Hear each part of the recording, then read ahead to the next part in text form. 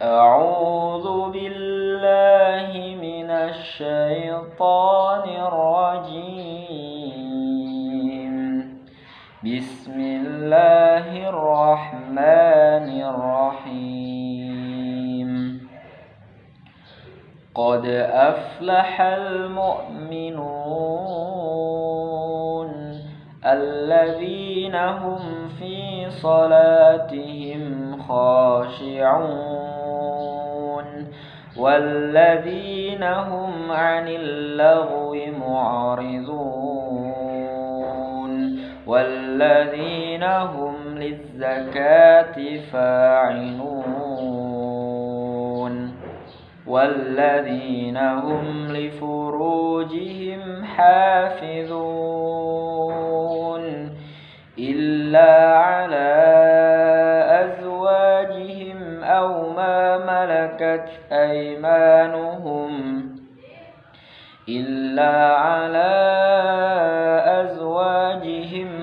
ما ملكت أيمانهم فإنهم غير ملومين. فمن ابتغى وراء ذلك فأولئك هم العادون والذين هم لأماناتهم وعهدهم راعون والذين هم على صلواتهم يحافظون. أولئك هم الوارثون الذين يرثون الفردوس هم فيها خالدون. صدق الله العظيم. Allahumma arhamna bil Quran.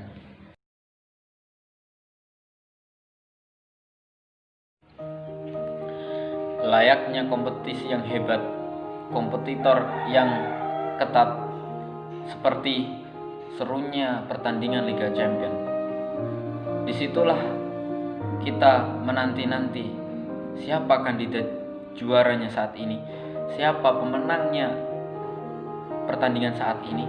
Begitulah sejatinya kita hidup, merupakan kompetisi di mana nantinya kita akan mencapai kesuksesan setelah kehidupan.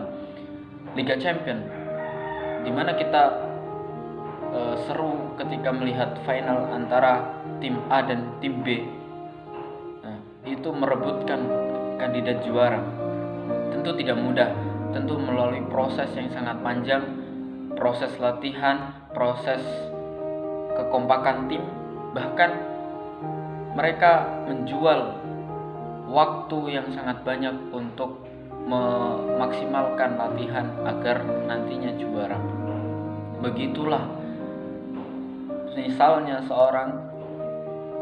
seorang muslim ketika di dunia, maka konsep seorang muslim ketika di dunia ingin mendapatkan kemenangan nantinya di akhirat, yaitu predikat takwa dan masuk ke dalam jannahnya. Lalu pertanyaannya, maukah kita masuk ke dalam final dan menjadi juara nantinya di akhirat dan serta mendapatkan jannah? Lantas siapakah orang yang mendapatkan predikat menang nantinya, yang mendapatkan keberuntungan nantinya? Allah telah berfirman dalam surat Al-Mu'minun, A'udzu billahi minasyaitonir rajim. Qad aflahal mu'minun. Telah beruntung, telah menang, yaitu orang-orang yang beriman. Nah, siapa itu orang yang beriman? Orang beriman artinya itu mengimani kepada Allah. Nah, dilanjut kepada ayat selanjutnya, siapakah orang yang beriman itu? Ada ciri-cirinya ternyata, teman-teman. Siapakah orang yang beriman itu? Pertama, dilanjut dari ayat ini, ayat kedua dari surat Al-Mu'minun, alladzina hum fi salatihim khashi'un, yaitu orang-orang yang khusyuk dalam salatnya. Nah, apa itu hakikat khusyuk teman-teman. Menurut Ibnu Abbas mengatakan khosyi'un artinya orang-orang yang takut kepada Allah lagi tenang. Sedangkan Hasan al-Basri mengatakan ketenangan hati mereka membuat mereka menundukkan pandangan matanya dan merendahkan dirinya. Begitulah sejatinya manusia dalam kesehariannya, dalam hidupnya akan menemukan masalah-masalah, dan itu akan menjadikan hatinya tidak tenang, hatinya gelisah, takut akan banyak masalah, bingung akan banyak masalah yang seandainya botol yang kosong diisi air yang penuh sampai penuh dan itu melebar dan akhirnya banjir. Begitulah hidup sejatinya penuh masalah. Jika tidak ditangani dengan hati yang tenang, maka akan masalah itu datang akan banyak dan hingga akhirnya meluber, hingga bahkan mungkin hatinya itu nggak tenang, bahkan gila. Lantas apa obatnya agar tidak gila dan mendapatkan ketenangan hati? Tentu diantaranya adalah khusyuk dalam salat. Apa itu khusyuk dalam salat? Yaitu orang-orang yang fokus hatinya fokus kepada salat dan memikirkan waktu-waktunya untuk diisi dengan salat agar tidak disibukkan dengan hal yang lain. Rasulullah SAW pernah bersabda, "Hubbiba ila tib wan nisa wa ju'ilat qurratu ain fis shalah."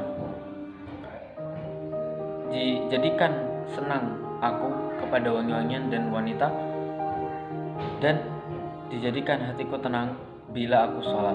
Rasulullah SAW mengajarkan kepada sahabat-sahabatnya, dan itu diturunkan kepada kita sekalian agar kita mendapatkan ketenangan hati, kedamaian jiwa ketika sholat.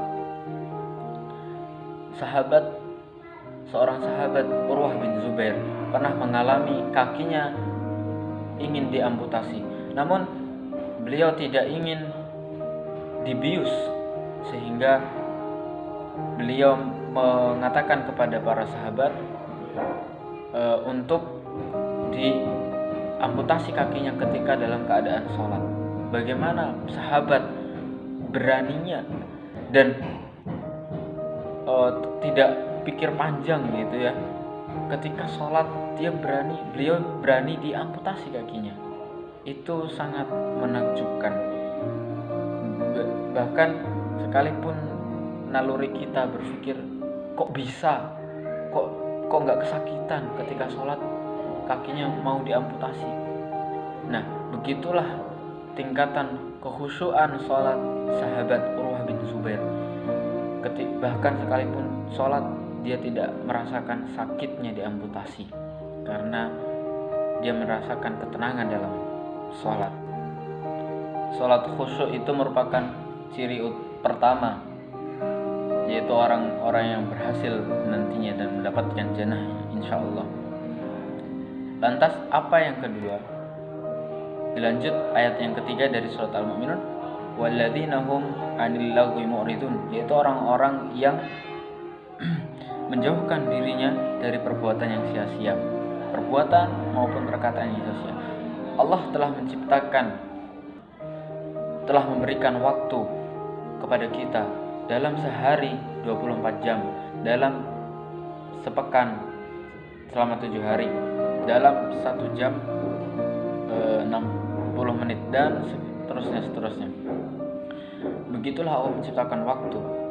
Waktu ini adalah momentum kesuksesan sejatinya. Bahkan Allah mengingatkan dan bersumpah terhadap waktu ini, wal asr, demi masa. Sejatinya manusia ini dalam keadaan merugi kecuali 4, yaitu orang yang beriman, amanu wa amilus shalihat, dan melakukan amal saleh, dan menasihati dalam kesabaran dan menasihati dalam kebenaran. Begitulah sejatinya manusia ini dalam keadaan rugi manakala dia tidak bisa memanfaatkan waktunya dengan baik, tidak bisa mengisi waktunya dengan kebaikan. Menyikapi ayat ini, Imam Syafi'i rahimahullah mengatakan, seandainya manusia mempelajari, memahami, mentadabburi ayat ini, maka cukuplah agama ini baginya. Kenapa demikian? Karena sejatinya intisari daripada kehidupan adalah kumpulan waktu demi waktu, kumpulan dari waktu ke waktu. Seandainya kita tidak bisa manfaatkan kumpulan waktu ke waktu ini dengan hal yang baik, maka otomatis kerugian yang akan didapat. Sama layaknya orang yang mati, hidupnya kaku dan menyusahkan dan bahkan bau, menimbulkan bau. Wujuduhu kadamihi, wujudnya ada seperti tidak ada, ya, kurang kebermanfaatannya. Rasulullah Shallallahu Alaihi Wasallam pernah bersabda, perumpamaan orang yang mengingat Allah dan orang yang tidak mengingat Allah sama seperti orang yang hidup dan orang yang mati. Matsalul hayy wal mayyit. Jadi teman-teman sekalian, cobalah kita berpikir bagaimana ada orang yang sukses dan ada yang tidak sukses. Padahal Allah memberikan waktu yang sama dalam sehari 24 jam. Namun kualitas yang dilakukan berbeda. Itulah yang wajib kita pikirkan. Sudah seberapa banyak aktivitas atau seberapa kosong waktu yang kita lakukan sehingga kita tidak terjerumus dalam kerugian. Siapa saja yang tidak bisa menyibukkan diri dalam kebaikan, maka siap-siap dia akan disibukkan dengan keburukan.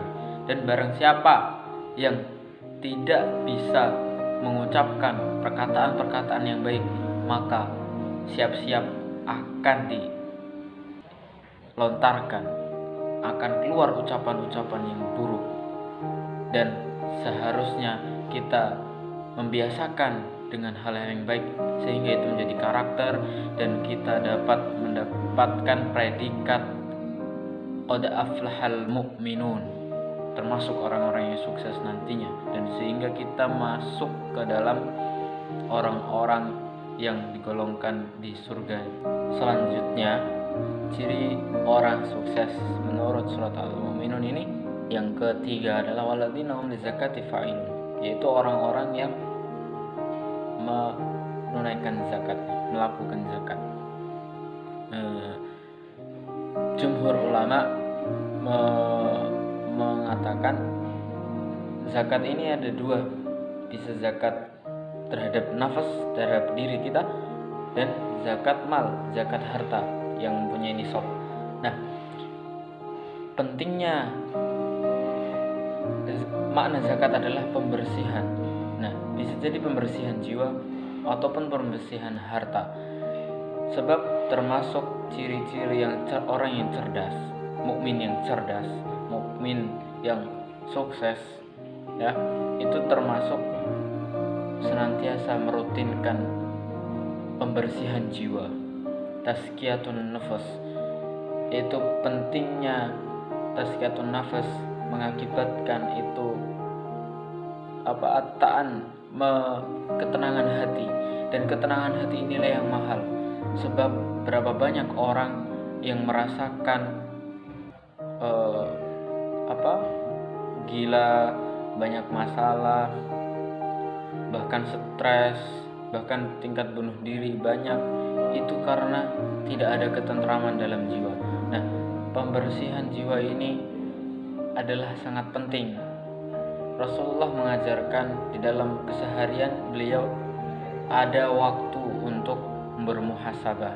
Itu fungsinya agar kita kembali kepada Allah, kepada Rabb, beristighfar, mohon ampun, ya, agar pembersihan jiwa ini senantiasa diperbaharui jiwa ini. Dan semisal ada salah hari ini, beristighfar. Rasulullah beristighfar sampai 70 sampai 100 kali dalam sehari. Nah, itulah yang kunci daripada ketentraman hati. Coba kita rutinkan dan menjadikan karakter dalam diri kita, membiasakan, dan semoga kita mendapatkan keterangan